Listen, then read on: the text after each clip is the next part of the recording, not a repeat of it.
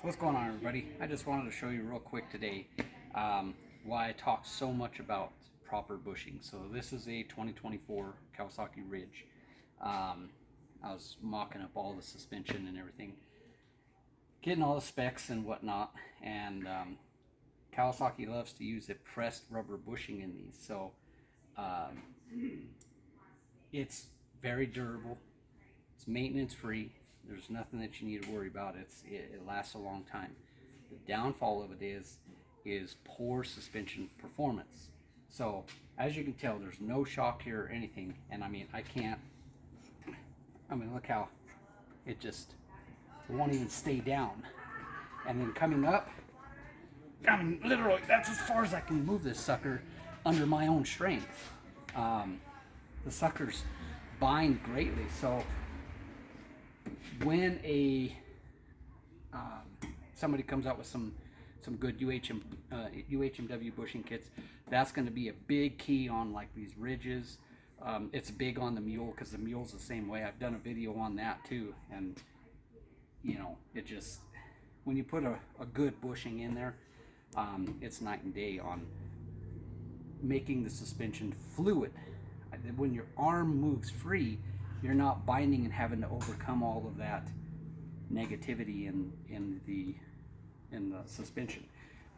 So it'll make for a smoother ride, better performance. Your suspension can move much quicker. It's not having to really work that much harder on that there.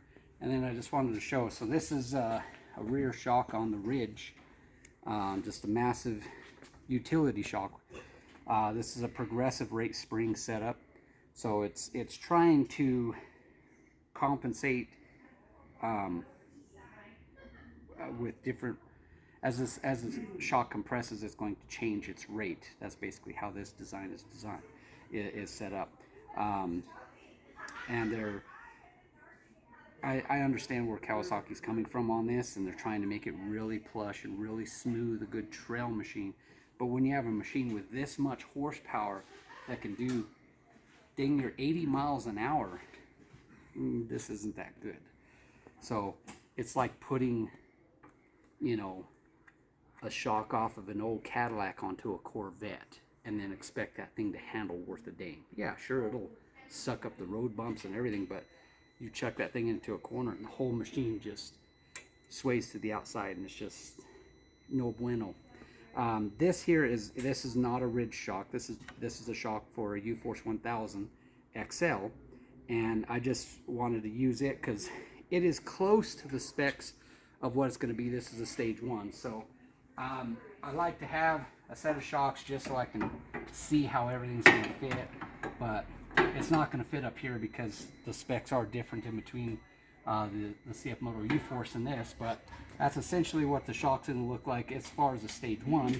And then the reservoirs is going to come out and be out over here too. So I'm going to make sure that we have proper clearance in case I need to tweak the angles or anything like that. So, you know, if I need to move this 45 degrees over here, I'll get all that figured out.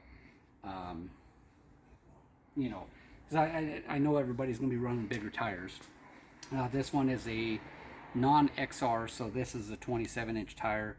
XRs come with a 30, and the Ridges can fit 32s like that, just right off of the floor. No modifications whatsoever. You can put 32s onto this machine. You know, so a 31, like some takeoffs, 31-inch takeoffs off of a KRX would be a really good sweet spot and pretty cheap to find. So that's an option. Same bolt pattern as the KRX, so you'd be able to do that. We're going to come in here with our dual stage valving setup. It's going to ride nice and plush. It's going to have its lateral control on a whole different level.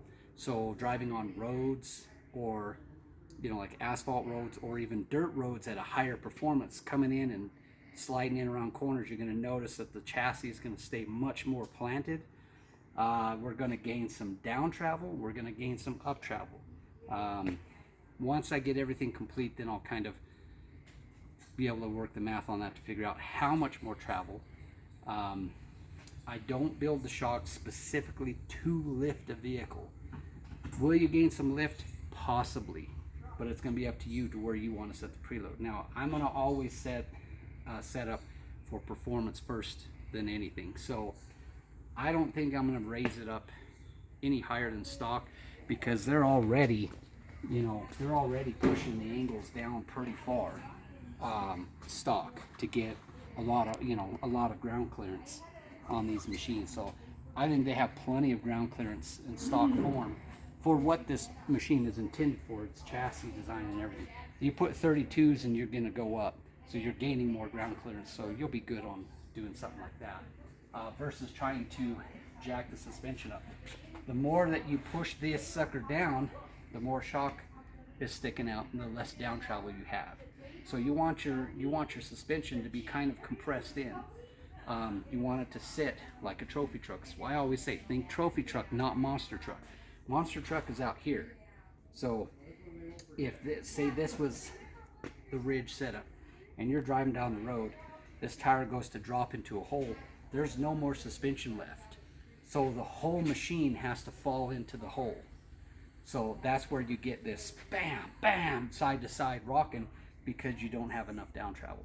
You get the machine to settle down. You do two things. You drop the center of gravity, which makes it handle better, and you're going to have your tires dropping in and out of the holes without the chassis ever feeling it. So you're going down a road and the sucker's doing this, and your chassis feels like a vibration. If you jack that sucker way down, you're going down the road, the whole machine's doing this.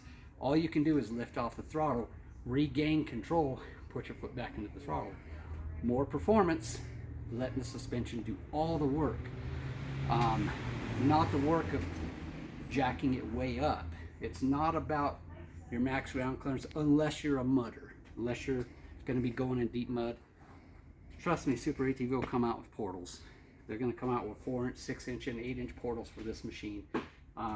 You're going to see other parts. You're going to see different arms. Quite possibly, I've talked to Super ATV, and because of this class of machine, you're probably going to start, you might even see a 6-inch lift or an 8-inch lift, who knows, whatever they come up with.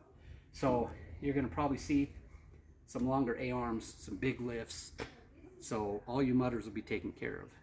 Now, I'm really hoping and praying to come out with like a 6-inch or an 8-inch lift with the longer A-arms, just like on a T-Rex or on a Ranger or a Can-Am Defender. Now, if we can do that, then I'll make a long travel. So I'll be able to have that, remove all the brackets, just put a big ass shock, and then we'll see if we can make some long travels for ridges and take them.